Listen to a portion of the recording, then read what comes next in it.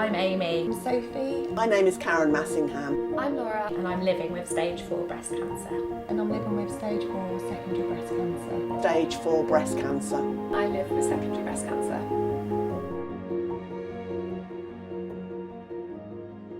It's almost as though you enter this black hole of unknown because, you know, you are then suddenly told basically what's happening with your life. I was diagnosed initially at the age of 25 with primary breast cancer. It was HER2 positive and estrogen positive, and this was back in 2014. I found a little lump in my left breast and got it checked out. Thankfully they went to see me, took me to the breast clinic because obviously my age, being young, not many people do. And I then had my diagnosis. I was straight then into chemotherapy.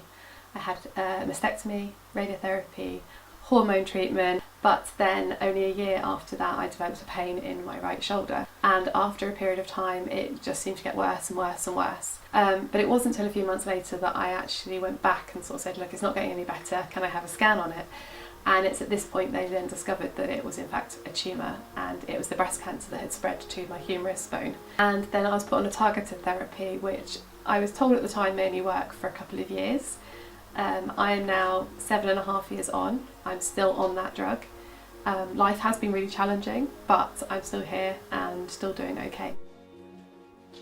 But since I've been diagnosed with my secondaries, not only did I then get diagnosed with a stage 4 diagnosis, I lost my career because my shoulder operation meant that I then couldn't do my career as hairdressing anymore.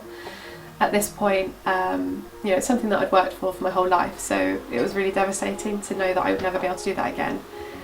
I lost my fertility, so I knew then kids were off the cards, and that was something that I'd always wanted. I was very maternal, I'd always wanted children, so in a way, I'd probably say those two things were the things that really hit me the most. My life changed very hugely. It flipped to 360, but it also gave me a lot. In a funny way, it brought people into my life, opportunities into my life, and yeah, just I've looked at it and said, how can I make this situation as good as it can be? Because it isn't the life that I wanted or hoped for, but I'm here now and I just have to live with what I have today. So we have a lot of admin to do in the cancer world, lots of letters, phone calls, different things to read, and it can be basically a full-time job just keeping track of everything, all the different times, all the different consultants, so it can get quite overwhelming at times. But yeah, some of these are letters from over the last few weeks, months or even years, and my collection is getting huge. My motto has always been, don't worry about the things you can't control. It is a scary time. Find your community. Don't think that someone's story is your story. You know, if someone is having a hard time with their medication or, you know, sadly loses their life, that doesn't mean that you're going to go down exactly the same path. I think when I was diagnosed, if someone had said to me, you know, you might be here in 7 years, I probably wouldn't have believed them. But it can happen, and it's just trust the process, trust your oncologist. If you don't feel like you're getting the right care, advocate for yourself, move hospitals, see a different oncologist, get a second opinion, you know, but ultimately live life. Don't worry about tomorrow, focus on today.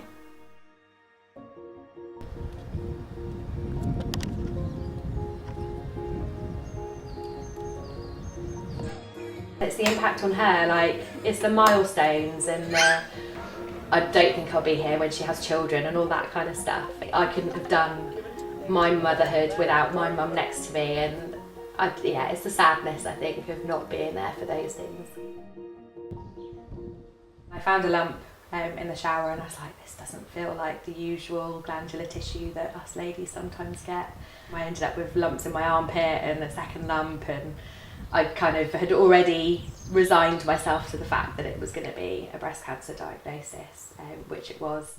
I had a double mastectomy with immediate reconstruction, but when I went for my radiotherapy planning scans a few weeks later, they then decided that actually that wasn't hemangioma at all, and I had metastases to my lumbar spine and also to my femur.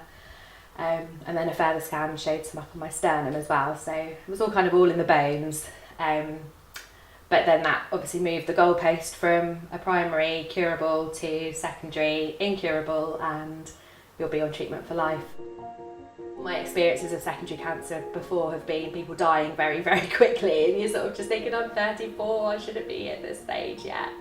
And I saw my mum and I just broke down, absolutely, utterly on the floor wailing, kind of broke down, and she was like, what's wrong? Because I couldn't even get the words out to sort of say what had happened. I was qualifying as a lawyer at the time of my diagnosis. I was actually due to have an exam on the day of my first chemo, so everything kind of got put on hold. But I think my priorities in life have changed a lot, and as much as I really miss work, I mean, cancer's a full-time job anyway, I'm not entirely sure I'd fit it back in anymore. I quickly realised that it isn't necessarily the death sentence that it used to be, and I just kind of focused on living as well as I possibly could with this beastie growing inside of me, essentially.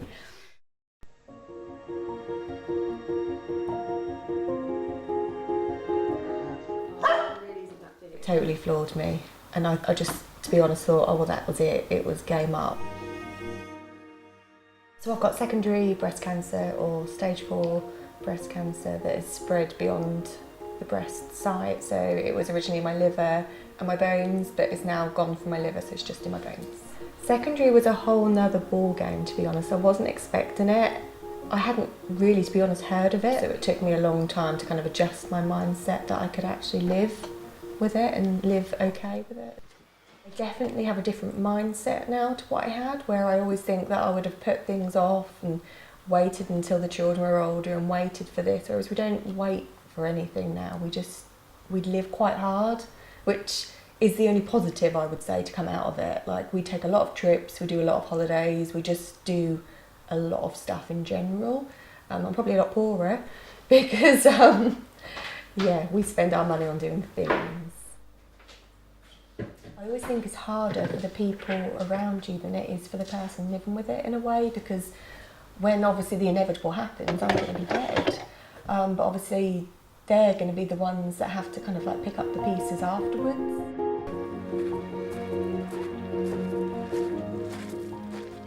Hello. And then I've then got a proper apple. I live with stage 4 cancer. That is a breast mets. I had breast cancer back in 2013, and that then moved to my bones and my lymph nodes. So yeah, breast mets. And that wasn't until we had lockdown that they then found it, because I was then having regular tests. They then found it in my hips and a lymph node in my chest, and then I went, oh shit, and thought, oh, that's not good. Oh, I must have secondaries. I couldn't work when I had my arm because I was a support worker with learning disability, a job I absolutely adored, didn't want to give it up, and there's no way I was going to be able to push wheelchairs and do the manual handling. So I volunteered for a bit, but that I just found it really hard that I couldn't hands-on as I would like to have hands-on. Yeah, look, there's my little set. Look, started art, drawing and painting. That's sort of been a lifeline. If I find that my head is messing with me, I take my pictures. I put my water in my pill box because the pill bottle, because they don't leak. I know I love it, and that really has helped me. I think again, because I was so young, I really lost this sort of community feel. There was no one around me that I could relate to. So I set up Secondary Sisters with a friend, Nikki. It brought people into my life that obviously are going through exactly the same thing. So it gave me a huge amount of purpose because I was helping them, but also in turn they were helping me. You know, meeting these women, meeting people that really get it, it is a game changer. You know, I can speak to friends, to family, to people I love, but they will never get it to the extent that people going through it will. People do this for fun on holiday. Yeah, 2 lines, well done. I set up the Norfolk Secondary Sisters, and we meet every month and do all sorts of things, from activities to nice lunches. You know, it's just been really fun because we try to just make every meet up a nice one, a fun one. And it's not sitting down talking about cancer. It is not your traditional, cancer group. They probably expect us to be sitting there crying, but sometimes we don't even talk about cancer. Sometimes we do, sometimes we don't. We laugh, we cry, we just have a nice time together, and it is just nice knowing there's a group of women out there who, are facing the same difficulties. It's quite isolating having cancer, and unless people have been through it, they don't fully understand it. We can talk about everything from the darkest moments to the happier ones. The dark humour gets you through, definitely. It's not a death sentence. There are so many advances out there. And as tragic as it is that your life is ultimately going to be cut short by it, you can't let that stop you from living and making the most of the time that you've got. It is utterly heartbreaking and devastating when we do lose women, because we do. I'll always treasure and remember those women that have come into my life. It also really gives me that fight to realise this disease is something that will sadly make me lose my life. And so while I have life and while I have hope, I'm living it for me and for all the women that I've lost.